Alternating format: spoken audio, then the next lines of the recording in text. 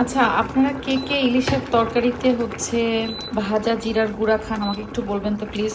এই যে লাউটা আজকে দেখেন এখনো তাকায় আছে, কতক্ষণ ধরে আমি এটা সেদ্ধ করবো আল্লাহ জানে। এই জন্য বলে কারো চেহারা দেখে জাজ করতে নাই, ও লাউয়ের চেহারা দেখে প্রথমে ভাবছিলাম যে মনে হয় ভালোই কচি হবে, হুট করে মানে রোদ থাকতে থাকতে শিলাবৃষ্টি শুরু হয়ে গেছে। আর এই যে আপনাদের ভাইয়ারা হচ্ছে আজকে ঢালাইয়ের কাজ করতেছিল, তো এখন তারা পড়ে গেছে মহা বিপদে। স্ল্যাব ঢালাইয়ের কাজ, মানে ইউকের ওয়েদার আসলে খুবই আনপ্রেডিক্টেবল। সকাল থেকে কিন্তু অনেক রোদ ছিল, টেম্পারেচারটাও বেশ ভালো ছিল, আর এখন হঠাৎ করে বাতাস উঠছে অনেক। আর মানে ওই যে বলে না রোদ বৃষ্টি ঝড়, ওই রকম টাইপের একটা আবহাওয়া। শিলা পড়তেছিল কিছুক্ষণ আগে, মানে হুট করে মিনিট 10 মতো পড়ে এখন আবার একটু থামলো। কি যে ওয়েদার, ওরা ঢালাইয়ের কাজ কিভাবে করবে আমি সেই চিন্তা করতেছি, কারণ এগুলো তো বৃষ্টিতে ধুয়ে যাবে। স্ল্যাব বসাচ্ছে, এই পুরোটা রাস্তাতে স্ল্যাব বসাবে, কিভাবে কি করবে ওরা দুই ভাই, আমি তো সেই চিন্তা করতেছি।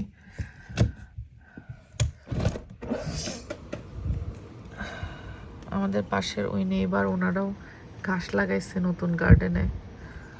আমাদের গার্ডেনের ঘাস কবে লাগানো হবে কে জানে, কারণ গার্ডেনে তো এই কাজ করতে গিয়ে মাঝখানের এখানকার সব ঘাস নষ্ট হয়ে গেছে। ওই যে বাতাসে সব উড়ে যাচ্ছে। গার্ডেনের মিডিলের ঘাস টাসের কাজ পরে করতে হবে, বাট অ্যাটলিস্ট যেন এইটুকু ঠিক করে ফেলতে পারে। বাট আবহাওয়াটা আজ কয়দিন খুবই খারাপ যাচ্ছে। ইভেন ডেকেরও কিছু কাজ এখনো বাকি আছে। এই যেখানে দেখতেছেন কাঠ দিয়ে রিলিং দেওয়া, এগুলো কিন্তু খুলে ফেলা হবে আপাতত, যাতে বাচ্চারা পড়ে না যায়, এই জন্য দেওয়া হয়েছে। ফিনিশিংয়ের কাজ লাস্টে ধরবে, কিন্তু সেটাই তো হচ্ছে না। যাক, সবাই একটু দোয়া করেন যেন, যেহেতু অনেক বড় একটা প্রজেক্ট আসলে, এটার জন্য মানে খুবই টাফ হচ্ছে, আর ওদের বেশ কষ্টও হচ্ছে। লাউয়ের শাকগুলো বেছে নিয়েছি, তো ভাবতেছি আজকে লাউটাও রান্না করব ইলিশ দিয়ে। আর লাউয়ের শাক আমার ভালো লাগে হচ্ছে সামান্য একটু আলু কেটে দিয়ে ইলিশ মাছের মাথা দিয়ে চচ্চড়ি করলে। ডাটাগুলো আলাদা রাখছি, কারণ হচ্ছে ডাটা সেদ্ধ হয় দেরিতে, এই জন্য ডাটাগুলো আমি সবসময় আগে দিই। আর এই যে তল দিয়ে দেখা যায় আপনাদের ভাইয়া ইলিশ কাটতে শুরু করেছে।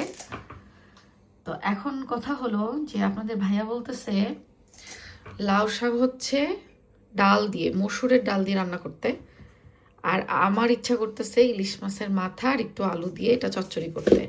কি করা যায় বলেন? শাকও যে খুব বেশি তা না, দুই তরকারি করার মতো তেমন একটা নাই। তা এখন আমি চিন্তা করতেছি কি করিব, কি করিলে ভালো হবে বলো।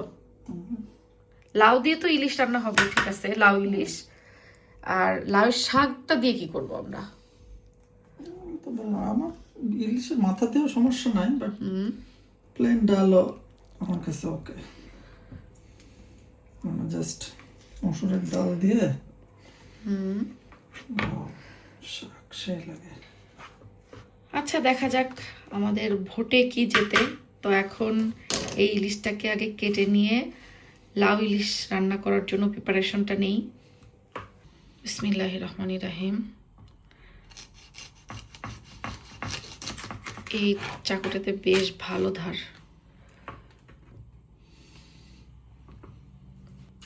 হ্যাঁ, ঠিক আছে।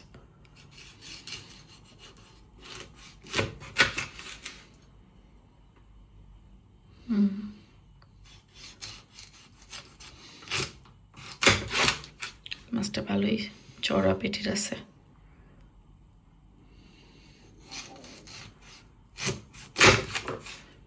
ইলিশ দেখলে আমার খালি মনে হয় সরিষা ইলিশ, সরিষা ইলিশ খেতে হবে।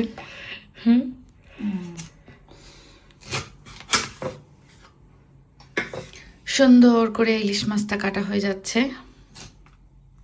মাশাআল্লাহ, আজকের লাউটা বেশ ভালোই কচি আছে। তো লাউয়ের সাথে আমি আবার অল্প একটা আলু দিয়ে দিচ্ছি বাচ্চাদের জন্য। আমাদের বাসায় সব তরকারিতেই প্রায় আলু রাখতে হয়, কারণ আমার বাচ্চারা হচ্ছে আলু পছন্দ করে। তো এবার আমি মশলার সাথে একটু লাউ আলু এটা একটু কষায় নিব। এখানে মাছগুলো ভেজে উঠায় রাখছি, আর এখানে একটু গরম পানি দিয়ে লাউ সেদ্ধ হতে দিছি। লাউটা কচি দেখতে হলেও মনে হচ্ছে সেদ্ধ হতে একটু টাইম নেবে। তো আস্তে ধীরে হোক। লাউয়ের শাকটা আমি আলাদা একটু ছোট করে কেটে ধুয়ে রাখছি। আর এদিকে হচ্ছে আলু, একটু হালকা মশলাপত্র, কাঁচামরিচ, রসুন কুচি, পেঁয়াজ কুচি, লবণ আর সরিষার তেল দিয়ে লাউয়ের যে মোটা ডাঁটাগুলো এটা আগে একটু হাতে ভালো করে কচলায় নিব। শাকটা আমি এখন দিব না, কারণ শাক খুব তাড়াতাড়ি সেদ্ধ হয়ে যায়, আর কচলাইতে গেলে তো কিছুই থাকবে না শাক। কিন্তু এইটা ভালো করে একটু কচলায় নিতে হবে, এতে করে টেস্ট বাড়ে। হাতে মাখানোর উপরে এটার টেস্ট। আর আমি এই রান্নাটা হচ্ছে একটু সরিষার তেল দিয়ে করি, মজা হয় অনেক।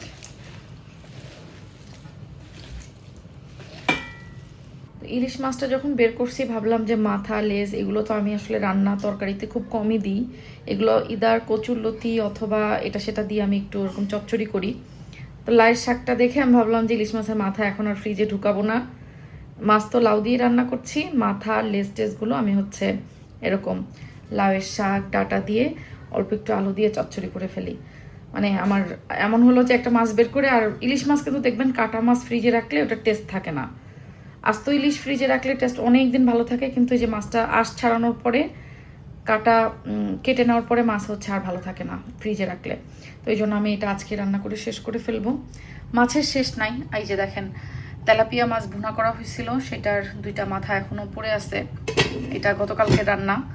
কারণ আমাদের বাসায় মাছ রান্নাটা একটু বেশি হয়, আপনাদের ভাইয়া মাছ পছন্দ করে, আর সবজি হলে তো কথাই নাই আমাদের।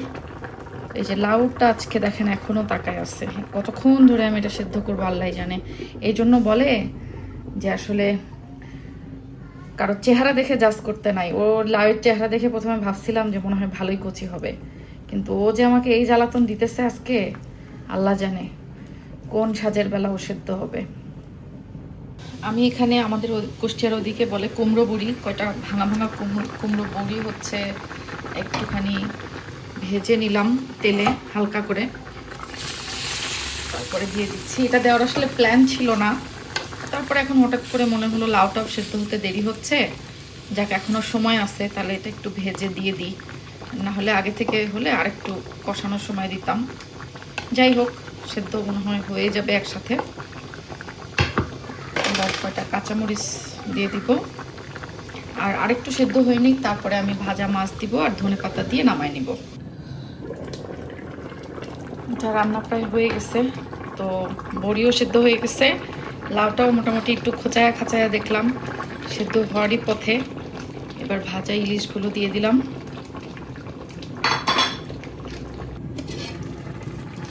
আর এদিকে ইলিশ মাছের মাথা লেজ দিয়ে আলু লাউ শাক চচ্চড়িটাও অলমোস্ট ডান। আর একটু ঝোল টানে এটা আর একটু শুকনো শুকনো করবো, ততক্ষণে বাকি সেদ্ধটুকু হয়ে যাবে, ব্যাস।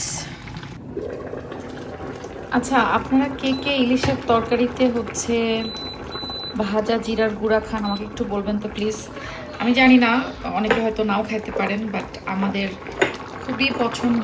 আমরা ইলিশের তরকারি বলেন বা অন্য যে কোনো মাছের তরকারি বলেন, উপর থেকে একটু ভাজা জিরার গুঁড়া না দিলে মনে হয় যেন ঝোল তরকারির বিশেষ করে স্বাদ আসে না। এটা আমাদের ওইদিকে সবাই খুবই পছন্দ করে, হয়তো এলাকা ভেদে ডিফারেন্ট থাকতে পারে, আসলে মানুষের টেস্ট বাট কত রকমের হয়, তাই না? একটু ভাজা জিরার গুঁড়া দিয়ে দিলাম, একটু ধনেপাতা কুচি। অনেকে আবার শুনি যে ইলিশে ধনেপাতা কুচিও খায় না, তাহলে নাকি ইলিশের ফ্লেভার নষ্ট হয়, কিন্তু বিশ্বাস করেন আমাদের ওদিকে সবাই, মানে আমার কাছে তো মনে হয় যে মানে ইলিশ মাছে ধনেপাতা দিলে ফ্লেভারটা আরও বেশি আসে।